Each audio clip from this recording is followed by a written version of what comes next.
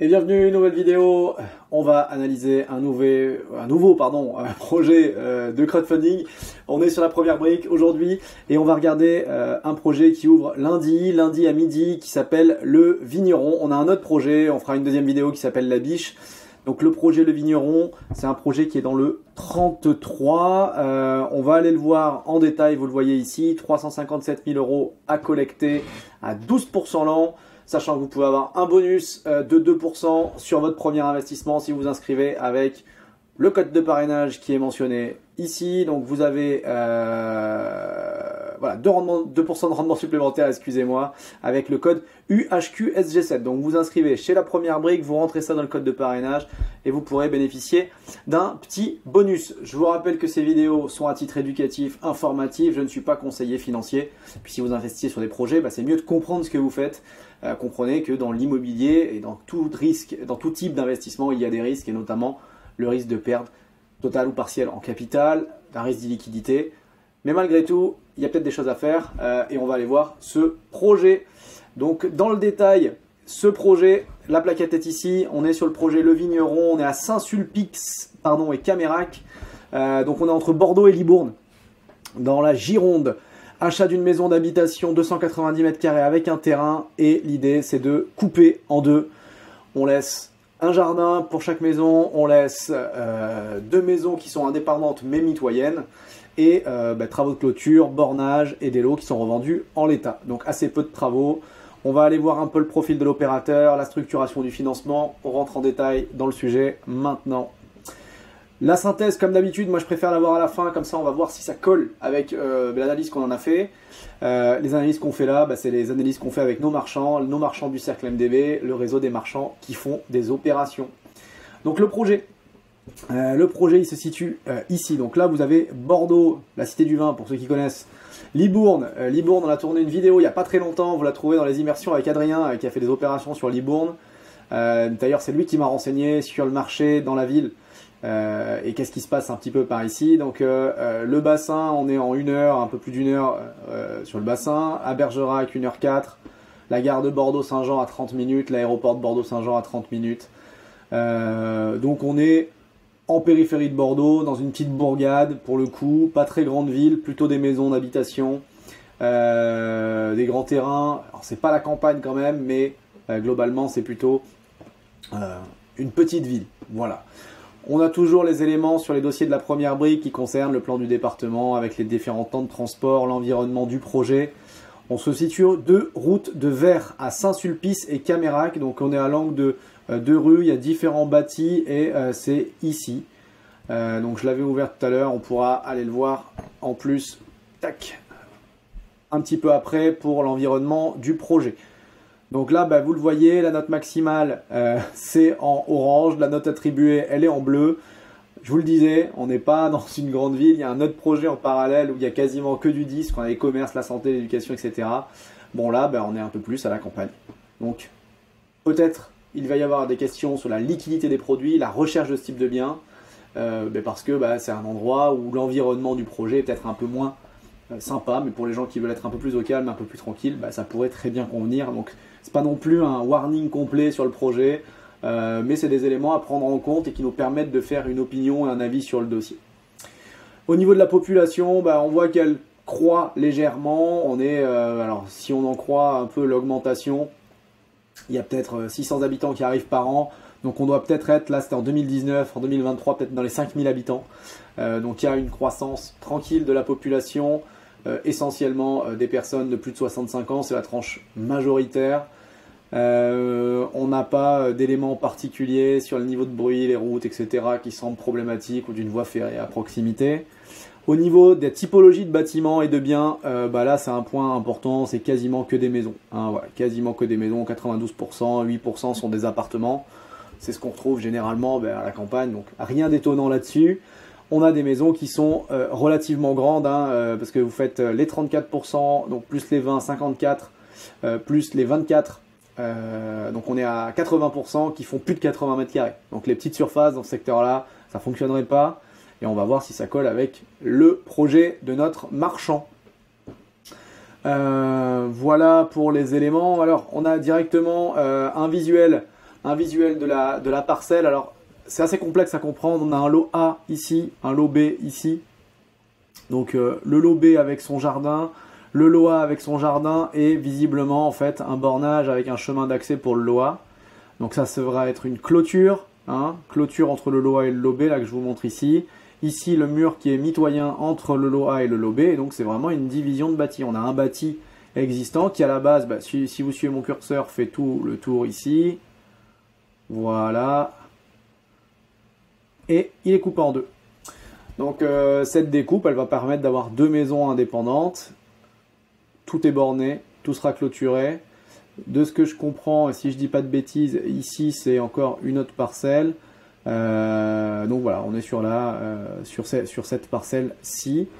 J'aurais bien aimé avoir une vue. Moi, je vais vous le montrer après sur la vue pour voir la division. Donc là, on a ensuite notre division. Donc c'est une bâtisse qui est en rez-de-chaussée plus un étage, R plus 1.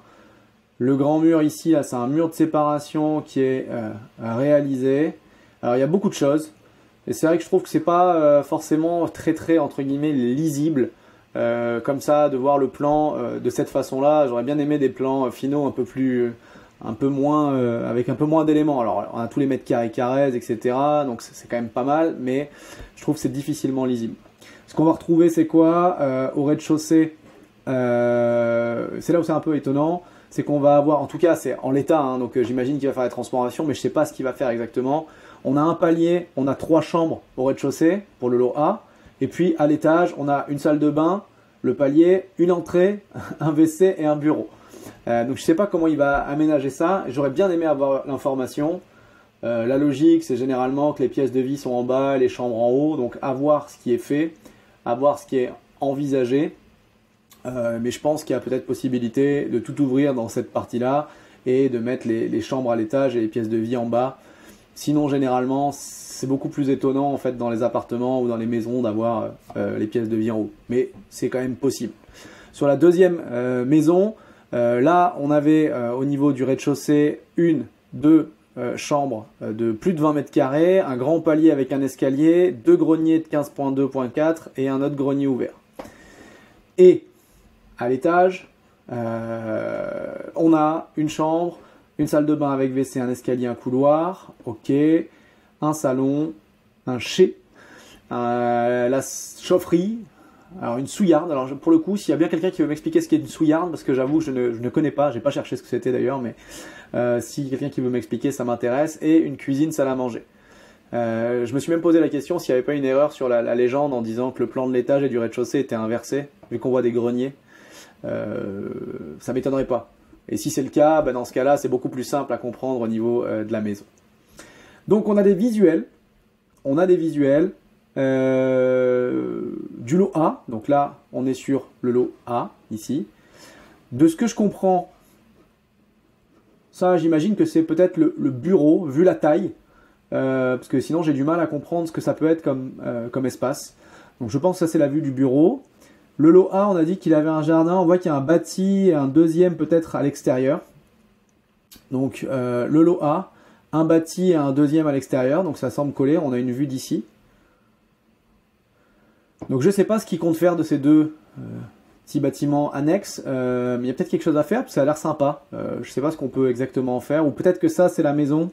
Et ça, c'est l'annexe, hein, justement. On serait peut-être juste sur cette annexe qui est là. On voit une photo depuis ici.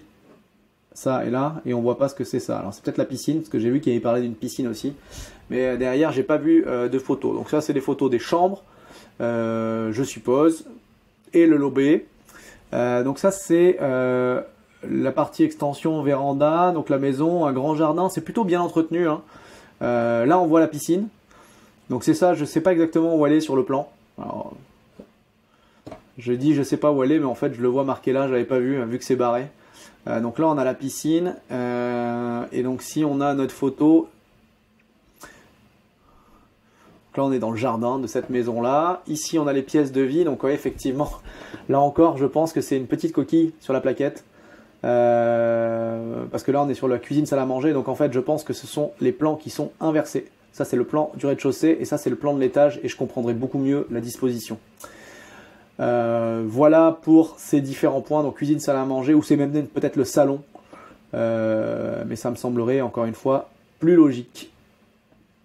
Donc des appartements en état correct, mais bon, à rénover, qui demandent d'être mis en valeur, qui demandent d'être améliorés.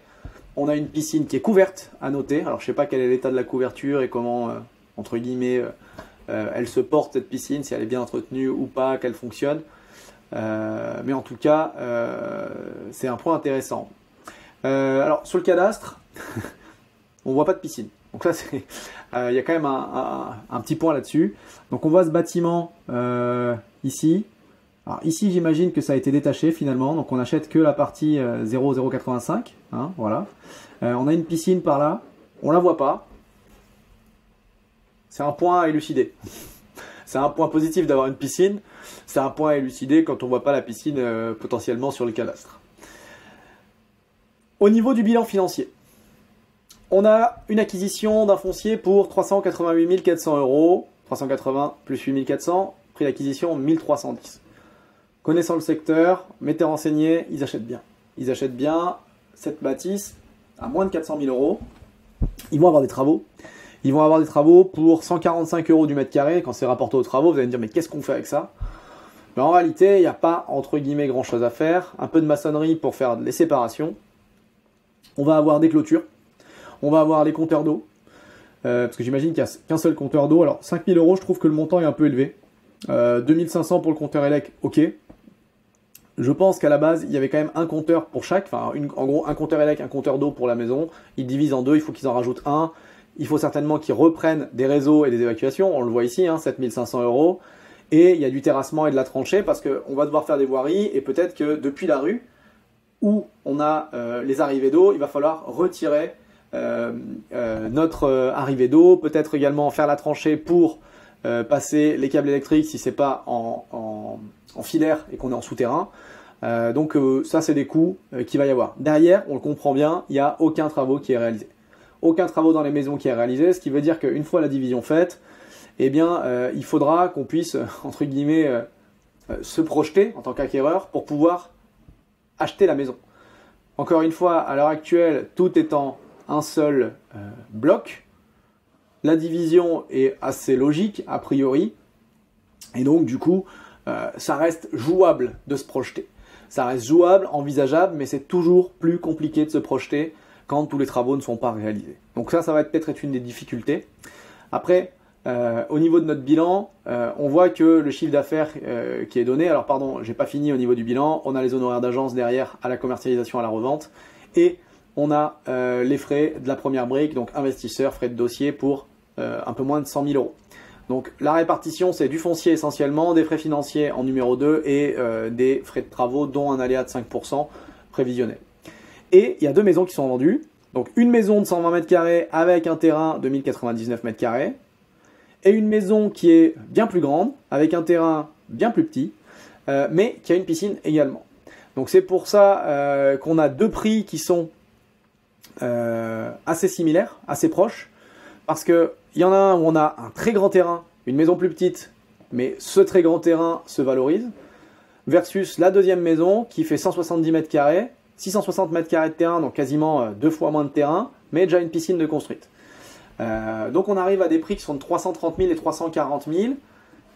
Donc le prix au mètre carré, 340 000 sur, hop, je vais mettre la calculette à l'endroit où vous la voyez, sur 120, on est à 2 833 € du mètre pour la première maison. Alors, je pense que ce qui justifie ça, c'est aussi l'état global de la maison. Et on a une maison qui est vendue 330 000 sur 170 mètres carrés, qui se vend 1 941 €. Donc ne regardez pas que les prix de sortie qui sont annoncés dans la plaquette ici. Je pense que c'est intéressant d'avoir un détail. Je trouve que cette maison n'est pas vendue très cher. Alors j'imagine qu'il y a beaucoup de travaux, l'état est moins bon que la précédente, mais néanmoins, c'est quand même un prix qui est plutôt faible. Sur le secteur, on est sur des prix qui sont un peu plus élevés, mais on va le voir après sur l'analyse des prix de sortie et des prix moyens sur le secteur.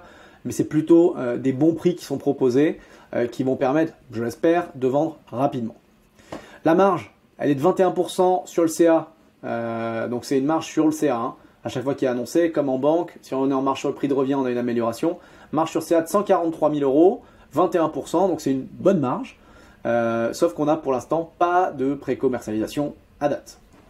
Donc, cette opération, le porteur, il est sous promesse depuis juin 2023. La question qu'on peut se poser, c'est depuis juin 2023, entre guillemets, qu'est-ce qui a été fait? Donc des travaux, des devis, une recherche de financement, mais on n'a pas de précom. Donc ça, c'est un point qui est dommageable. On aurait aimé avoir de la précom, peut-être sur un des deux biens, peut-être sur les deux. Peut-être que les gens ont du mal à se projeter, mais ça aurait été sympa de pouvoir avoir depuis juin, potentiellement un peu de précom.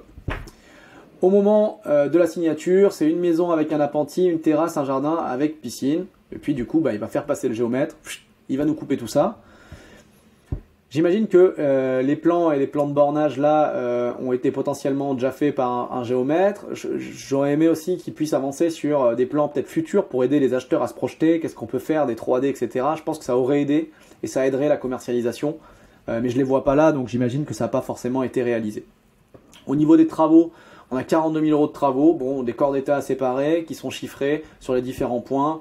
Je vois pas grand chose à redire là-dessus. Alors on n'a pas d'informations sur l'état de la toiture. L'état de la façade est très bon, mais l'état de la toiture, peut-être juste ce point-là qui aurait pu être abordé, j'imagine, et je considère que si c'est pas abordé, c'est que l'état est correct. Donc c'est des travaux de second œuvre, mais on fait rien dans les maisons. Au niveau de l'urbanisme, c'est une division de bâti, on n'a pas besoin d'autorisation d'urbanisme.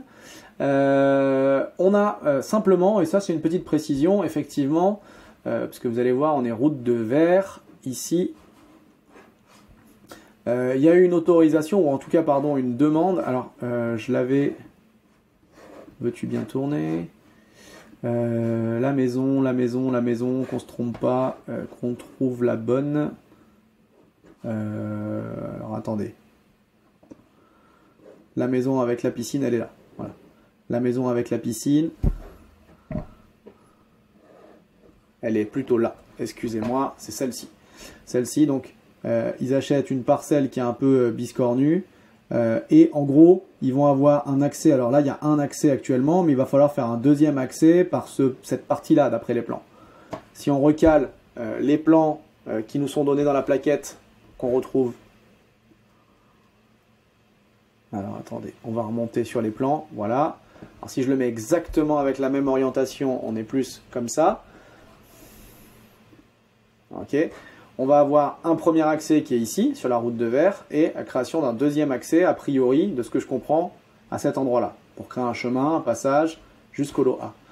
Et donc, du coup, ils vont devoir ouvrir dans cette partie-là. Donc, on a des arbres.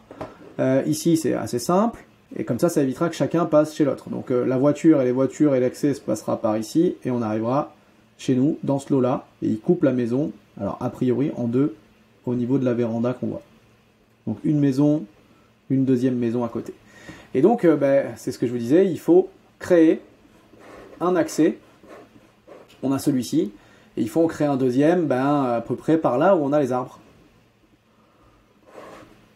Voilà. Donc là, on a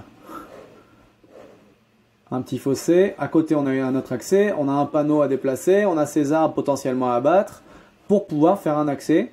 Et c'est ce qui est mentionné dans la plaquette un peu plus bas. Alors, juste ici, dans le cadre de ce projet, il a complété un document d'ouverture à la voirie qui a été validé avec la garde municipale de la commune. Donc, a priori, c'est anticipé et c'est validé de ce point de vue-là. Parce qu'effectivement, on n'a pas besoin d'autorisation d'urbanisme, mais quand même, dans ce cadre-là, on a une ouverture sur voie qui doit être faite et donc obtenir la validation par la mairie. Le point qui baisse, la note globalement de ce dossier, c'est l'absence de commercialisation à date. Donc, je comprends que c'est plus compliqué. Je comprends que quand on fait une division de bâti, on ne visualise pas forcément le produit fini, mais dans ce cadre-là, c'est un peu le point qui aurait été améliorant pour le dossier. Donc il y a plusieurs pistes intéressantes actuellement, ce qui mentionne, mais on a quand même depuis un petit moment de la commercialisation qui est en cours, et ça n'a pas trop, je dirais, avancé pour le moment. Donc ça, c'est le point qui est un petit peu plus délicat dans ce dossier.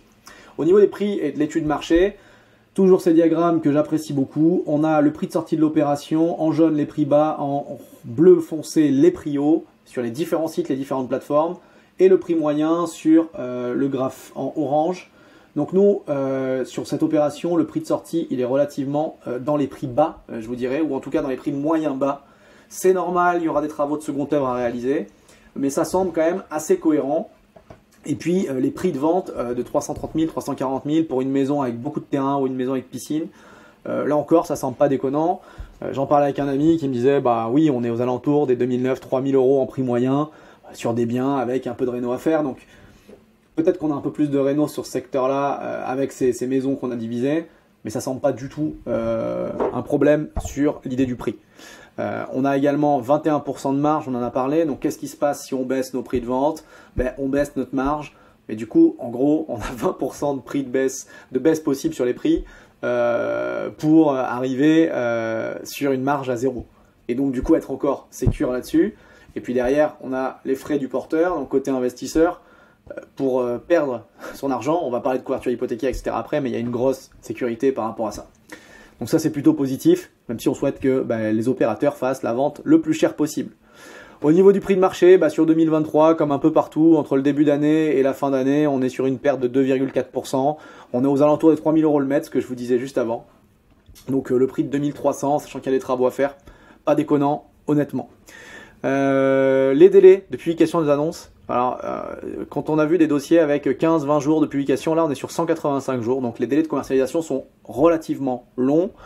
On a des prix médians de 2731 sur les transacts et sur les annonces, on est à 3000. Alors ça, c'est une petite info aussi. On a 300 € du mètre de négo, globalement. 300 € du mètre, ça veut dire 300 € sur les 3000, ça veut dire potentiellement 100 pour 1000, donc 10% de négo sur les biens. Donc même si on avait 10% de négo sur notre bien, on serait toujours en marge positive. Au niveau des ventes similaires, etc., alors il y a pas mal de choses qui sont, je dirais, non représentatives et difficiles à interpréter. Encore une fois, parce que ces ventes-là, si vous n'avez pas l'état des biens, c'est toujours compliqué, surtout quand il n'y a pas beaucoup de transactions. Ou beaucoup d'annonces. Donc là, il y a eu des transacts, vous voyez, en avril 2023, vous avez une transac à 1271 € du mètre pour une maison de 120 mètres carrés. Mais dans quel état était la maison? C'est la question en fait. Parce que ça va faire beaucoup de différence sur les prix potentiels qu'on va viser. On a aussi des prix à 3100 en mars 2023. Donc, attention sur la typologie de biens. Alors certes, par exemple là, c'est lotissement Boutin, donc je pense que c'est du neuf. Dans un lotissement un petit peu plus loin, on est sur numéro 2 ici. Mais on a des grandes variations de prix. Généralement, ce qu'il y a, c'est qu'on essaye d'avoir plus de volume en termes de transactions pour faire des moyennes en enlevant les prix hauts, les prix bas et être plus certain des prix qu'on va pouvoir pratiquer. Actuellement en vente, on a des prix encore plus hauts. Villa contemporaine par contre, 4400 du mètre à 289 mètres carrés, 4 salles de bain, enfin c'est des grandes maisons, c'est pas du tout notre typologie. Nous, on est peut-être plutôt sur la typologie 98 mètres carrés. On est peut-être plutôt dans la typologie, alors celle-là, vente en maison 214 mètres carrés. Celle-là, elle m'a l'air quand même beaucoup plus grande, 3007 du mètre. Et toutes les villas neuves et les villas récentes, on est 4004, 4000. On a quand même une maison, et il faut le signaler, qui est en vente à 1750 € du mètre. Mais elle est toute petite, 40 mètres carrés. Donc c'est la numéro 1, elle est à côté. Et vous voyez que c'est la numéro 1 aussi, la route de la Barade. Donc comprendre ce qui s'est passé. Je pense que c'est la. Alors, j'aurais pensé que c'était la même au départ, mais c'est pas les mêmes superficies. Donc, il y a peut-être eu aussi là une division d'un bien. Donc, ça c'était pour avoir un petit comparatif avec les dossiers en cours. Au niveau du porteur de projet, Thomas Verger, 29 ans, il a passé sa carrière dans la restauration au démarrage. Et puis, il a pris un établissement avec son papa en 2016. Et puis, il s'est lancé dans l'immobilier où il a fait des achats-reventes, donc des opérations de marchand à titre perso. En 2023, il a suivi une formation auprès d'un centre de formation de marchand de biens. Cette expérience a renforcé sa passion et ses connaissances et il s'est lancé en tant que marchand de biens à titre pro. Donc, de ce que je comprends, c'est sa première opération à titre pro. Bravo à lui de s'être lancé déjà. On est sur la société Home Invest qu'il détient à 100%. Elle porte uniquement cette opération, c'est la première, et puis elle portera les prochaines opérations. Vierge de tout passif. Rien à dire sur la boîte. Qu'est-ce qu'il a fait dans le passé? On en a parlé, il a fait des opérations. Il a rénové un appartement à Bordeaux Centre en 2020. Il a rénové une maison à Andernos-les-Bains en 2021. Bravo, il a créé de la marge, notamment sur celui-ci, parce que acheter 139 et vendre 230, c'est une belle marge en pourcentage, mieux que celle-ci. Mais dans tous les cas, très sympa. Donc, visiblement, il a déjà fait des travaux. Ça, c'est un point positif. Après, en opération de marchand de biens de division comme ça, on n'a pas trop d'expérience, mais à un moment donné, il faut bien se lancer. Donc, il faut commencer. Qu'est-ce qu'il va donner en garantie? Qu'est-ce qu'il y a comme garantie? Il n'y a pas de banque, donc on a une hypothèque à l'acquisition, actif, couverture hypothécaire 106%. Ok. Vous verrez que quand on va revendre le bien une fois la division faite, les travaux réalisés, mais qu'est-ce qui se passe? Ben, on va normalement, théoriquement, augmenter notre couverture hypothécaire. Donc je vous l'ai dit, on a une couverture hypothécaire qui est importante et qui va s'améliorer au fur et à mesure. On a également une caution perso, hein, sachant que bon, on n'a pas l'affichage du patrimoine du marchand, ça me semble à chaque fois assez logique de ne pas avoir un déroulé et un CV complet de sa vie, mais il a des revenus récurrents, des salaires, des liquidités et un patrimoine immobilier net. C'est cohérent avec le montant de caution qui est exigé. Donc on croit à la première brique, on leur fait confiance là-dessus. Et merci pour cette analyse. Au niveau des garanties, on en a parlé. L'hypothèque, elle va être prise sur le bien. À l'heure actuelle, c'est une maison de T6, 120 mètres carrés, appentis, terrasse, jardin et piscine. Le DPE. Donc ça, je trouve qu'on en parle très peu dans ces plaquettes, dans toutes les plaquettes en règle générale, mais je pense que c'est un point clé sur les analyses parce que les acquéreurs sont de plus en plus vigilants au DPE. Donc, ça indique un E. Donc globalement, il va falloir faire de la rénovation énergétique et améliorer cela dans les futures divisions, dans la future rénovation. Si je peux faire un petit commentaire, améliorons les DPE, travaillons sur les DPE et parlons-en plus sur les plaquettes, ça sera vraiment une bonne chose. Donc on est sur 106% du montant total collecté au moment de l'acquisition et puis en sortie d'opération, une fois la division faite, la clôture, etc., on a une couverture de 188% parce qu'on a un gros apport, enfin un apport important potentiellement de l'opérateur en complément de la première brique et une valorisation également importante. L'opération, la structuration, elle est faite entre la première brique et le porteur de projet sur la boîte Home Invest.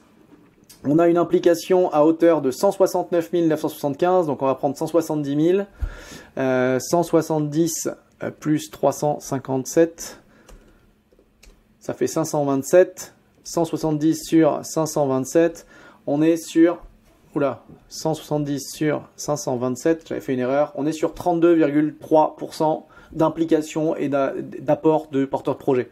C'est important. C'est important, il est bien impliqué dans cette opération, il a intérêt à ce qu'elle sorte. Le point aussi qui est à noter, c'est quand on voit le montant de financement de la première brique, eh bien, une vente d'une ou de l'autre maison, sans égo, hein, rembourse quasiment l'apport de la première brique. Donc, c'est vraiment quelque chose qui est sécurisant pour les investisseurs, à mon sens. L'implication est forte, l'implication de la première brique l'est également. C'est vraiment dommage qu'il n'ait pas une précom parce que sinon il aurait pu améliorer son bilan avec des frais de financement plus faibles et puis une sortie du projet plus rapide et plus certaine. Au niveau du calendrier, il a signé en juin 2023 la promesse. En octobre 2023, il a débuté la commercialisation. En février, il fait la levée de fonds, la première brique et il doit acheter, je pense, en février. Revente des lots potentiellement un an plus tard. Et remboursement maximal du projet, 1 an et février jusqu'à juin, 1 an et 4 mois, 16 mois après l'acquisition. Donc ça c'est un pessimiste. Hein. Peut-être qu'il va faire ça beaucoup plus vite une fois les travaux réalisés. On n'a pas de délai de travaux. Je pense que pour des travaux comme ça, sur 2-3 mois, ça peut être réalisé assez facilement. Et puis derrière, ce sera peut-être plus simple en fait de réaliser les reventes et la commercialisation avec des acheteurs qui pourront se positionner dans les lots divisés versus actuellement où ça doit être plus compliqué. Donc globalement, moi ce que je mentionnais, et puis je remercie aussi encore une fois l'équipe de la première brique que j'ai contactée par rapport à cela, je trouvais qu'un début de commercialisation en octobre, et puis on est en février et ça n'a pas bougé, je trouvais ça un peu dommage ou un peu bizarre. En fait, ils m'ont dit que ça s'était réellement enclenché à partir de janvier, et que depuis il y avait de l'intérêt, ils ont fait le suivi et le reporting par rapport à ça. Donc merci pour ce point, donc commercialisation un peu molle au démarrage, il a repris la main là-dessus, il a accéléré là-dessus, et donc ça c'est plutôt rassurant sur le dossier qu'il soit repris. Donc si on revient sur la synthèse, une nouvelle fois, on va voir un peu ce qu'ils en disent et je vous dirai ce que j'en pense. Apport du porteur de projet, point fort. Oui, 32%, c'est beaucoup. Donc ça, c'est un bon point et ça permet d'avoir une couverture hypothécaire qui est importante dès le début de l'opération, 106%, et qui va ne faire que s'améliorer au fur et à mesure du temps. On est sur un marchand de biens qui a suivi une formation de marchand de biens. Alors c'est un bon point. On pourrait dire que vis-à-vis de l'opérateur, le point faible, je l'aurais rajouté ici, c'est la première opération à titre professionnel du marchand, mais il s'est formé, donc ça compense un petit peu, parce qu'en fait on peut devenir marchand de biens du jour au lendemain, mais je peux vous garantir que si vous faites ça n'importe comment, et sans un accompagnement, sans une formation, ça peut être vraiment très très compliqué. Point positif, la société est vierge de tout passif, oui effectivement, il n'y a pas de risque de contamination avec d'autres opérations, mais ça, à la limite, bon, c'est un point pas fort, c'est un point classique pour moi. Les points faibles, bah oui, c'est l'absence de pré-commercialisation. Ça, c'est dommage. Ça aurait été vraiment bien qu'il arrive avec un des deux lots sous promesse ou avec une réservation. Ça aurait été vraiment une bonne chose. Visiblement, il y a plusieurs touches sérieuses à date. Donc ça, c'est un point positif pour cette opération qui va améliorer certainement, je dirais, sa marge. Non, sa sécurité plutôt. Parce qu'il va pouvoir réduire les temps de portage, il va pouvoir revendre plus rapidement et rembourser les investisseurs. Donc c'est un bon point. Le point faible, les lots proposés sont vendus en l'état. C'est vrai. Alors, il marque que les biens sont limités sur le marché local. Donc, en gros, pour moi, ça c'est un point faible parce qu'on ne peut pas exploiter ce bien. Le mettre en location, ça va être très compliqué. On va pouvoir que faire des réductions de prix. Et si on n'a pas d'acheteur en face, bah, c'est des réductions de prix. Et en face, on n'a pas d'acheteur, on n'a pas de loyer qui rentre, on n'a rien. Donc, c'est vrai que c'est toujours un problème quand on a des lots qui sont vendus en l'état et qui ne se vendent pas et ça traîne et ça traîne et ça traîne parce que la marge de l'opération fait que chuter de mois en mois avec les mois de portage et les frais financiers. Néanmoins, ils disent qu'il y a très peu de biens sur le marché local de ce type-là, de cette typologie. Donc que ce soit un bien avec un grand terrain, entre 120 et 170 mètres carrés, l'un avec une piscine, l'autre avec un appentis attenant. Bon, je les crois, ça me semble pas déconnant. On en a parlé des prix de vente à 2300. Il n'est pas en train d'exagérer sur les prix de vente. Donc globalement, pour toutes ces raisons, entre les points forts et les points faibles, moi je partirais plutôt sur une opération avec un avis favorable, parce qu'il y a une belle couverture par rapport à l'emprunt de l'intérêt potentiellement plus récent sur la commercialisation, mais une avancée dans la commercialisation. C'est dommage qu'il n'ait pas pu faire ça. Notez le peu d'expérience entre guillemets, mais il y a bien un moment où il faut se lancer, donc ça c'est un point négatif, mais effectivement il s'est formé, il a été accompagné, il est avec une plateforme qui est sérieuse, qui accompagne les marchands et qui font pas n'importe quoi non plus. Donc globalement, c'est pour moi un avis plutôt positif. Les points qu'on a, c'est que la garantie juste sur l'actif est bonne, mais sur le bonhomme, sur la personne, on ne le sait pas trop, et la société n'a pas trop d'historique, donc je ne peux pas vous en dire plus par rapport à ça. Voilà pour cette analyse sur la première brique. Je vous le rappelle, si vous souhaitez vous y inscrire, vous avez un code de parrainage UHQSG7. On est sur le projet Lavigne. Le projet Lavigne, c'est 12% l'an, plus 2% si vous inscrivez avec mon code. Donc 14% de rendement sur une opération relativement sécuritaire. Si ça vous intéresse, allez-y. La collecte, elle aura lieu le 5 février à midi. À très bientôt sur de nouvelles vidéos. On va faire l'analyse de l'autre projet. Je vous dis à très bientôt. Salut, bye bye sur la chaîne du Cercle. Et n'oubliez pas, abonnez-vous, likez, mettez les cloches. Vous aurez en avant-première les analyses des projets de crowdfunding, les visites d'opérations de nos marchands, des vidéos d'information, etc., etc. Allez, salut!